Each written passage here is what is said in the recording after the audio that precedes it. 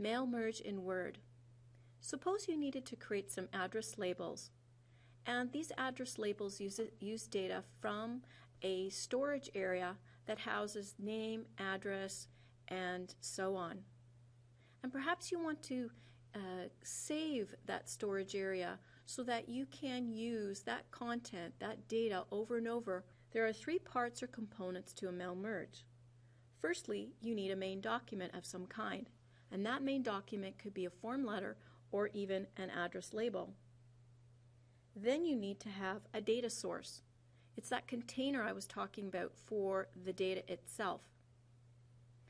Once you merge those two components or parts together, you get the third component or part of a mail merge, and that's actually the output itself, whether you're directly merging to a printer or merging to another file. I've opened up a file called Contractor Letter to be my main document. To start on Mail Merge, I can click on Mailings and select Start Mail Merge. Here I can choose Step-by-Step Mail Merge Wizard, so you can work with the wizard to help you make some choices. When I click on the Mail Merge Wizard, you can see on the right pane Mail Merge comes up at the title. Also, Step 1 of 6 is present. What type of document are you working on? I'm going to keep it as letters because that's actually what I'm going to be working with. And truly, if you don't have an email message, envelope, label, or directory document type, you always default to letters, even if it's a memo. Next, and as I click on that, I'm on step 2. I've got three choices in how I want to set up my letter. Use the current document, start from a template, or start from an existing document. I've got the current document in view. I pulled up Contractor Letter. However, if I don't have the correct file open at this point, I can start from a template or from a Word document, and then that choice will become my main document. I'll simply choose Next to go to step 3.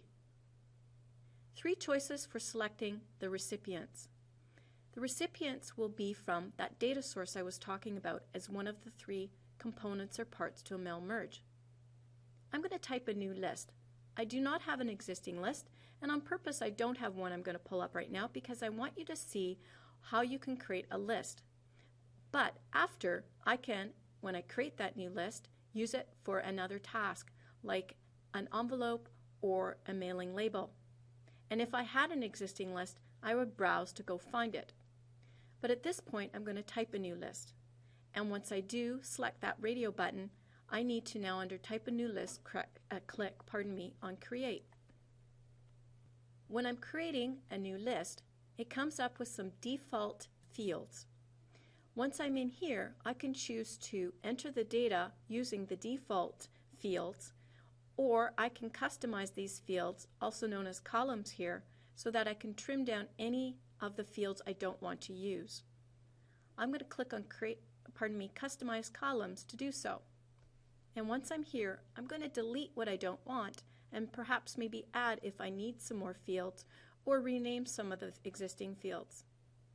I'm going to get rid of address line 2, and once I click on it, I'll choose Delete. Am I sure? Yes. And I'm going to start at the bottom. You'll find actually as a good tip or trick, if you start sweeping up or deleting from the bottom, you don't have to constantly reposition your cursor in order to delete the next one. So I'll delete this one, yes. Work phone, yes. Home phone, yes. Country or region, yes. But I'm not going to delete the zip code, state, or city. I'm going to retain address line 1, but get rid of company name as well.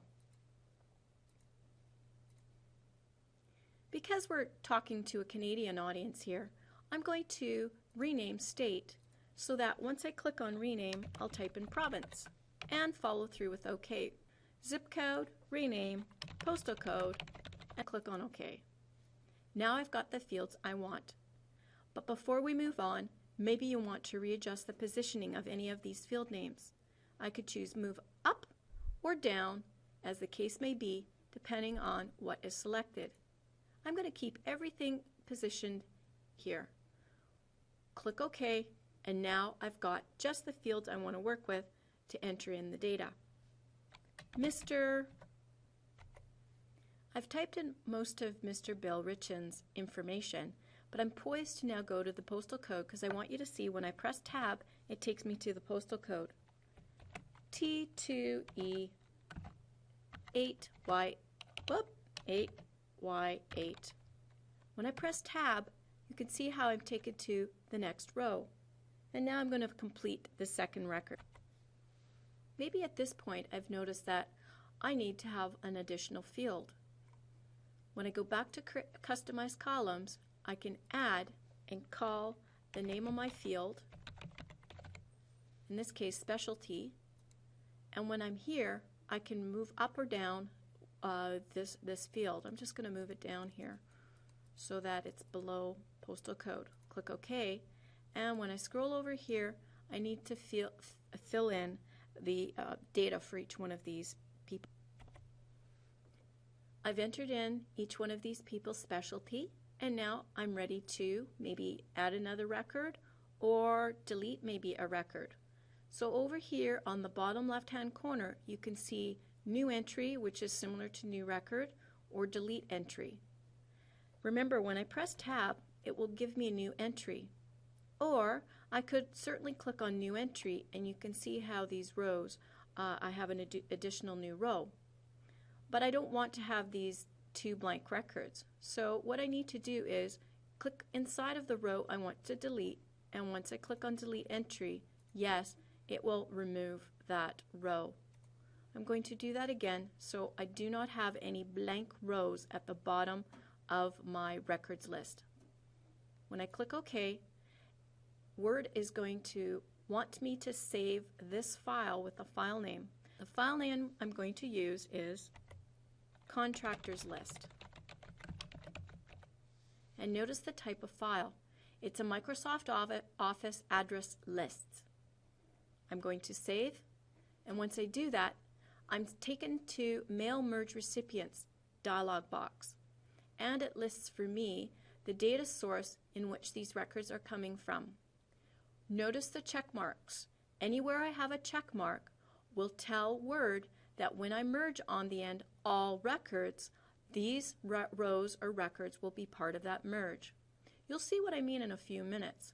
So check mark means that person will be part of the merge.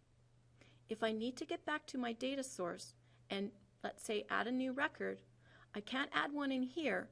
I need to go to the data source contractors list, and notice once I click on it I can go to edit, and then I'm back here to edit, add more rows, take out rows. When I click OK, or in this case I could probably click cancel, but anytime I click OK, even if I haven't made it a change, I need to select yes so it updates it. When I click OK, you can see how that was my step number 3, and I can at this point still go back in and edit the recipient list should I need to make some changes. Remember, we've been working with the Mail Merge wizard up to this point, but certainly you can work with the ribbon if you'd rather to create your mail merge. I'd like us to stop here for a moment to take a look at the ribbon, and back at the Mailings tab, remember we started with Start Mail Merge in the Start Mail Merge group. I can get into Select Recipients if I want to select another recipients list, in other words, another data source, or I can choose Edit Recipient List. That is the same as choosing Edit Recipient List here if I need to make some changes. I'm going to click on Next to write my letter. When I click on More Items, you can see how it lists my data sources field names here. I'm just going to cancel here for a moment, because before I insert any one of my merge fields, I want to make sure my cursor's in the right spot. I'm going to go to More Items and pause here and click on, let's say, first name. And once I choose Insert, you can see how I've got my first name field code in here. I've got some double right arrow and double left arrow around my field names. Once I close, I can press the space bar, so I've got that space in between my first name and More Items, last name, and Insert. I have to constantly close my dialog box in order to put in any of my extra keystrokes if I want. But what about this address block?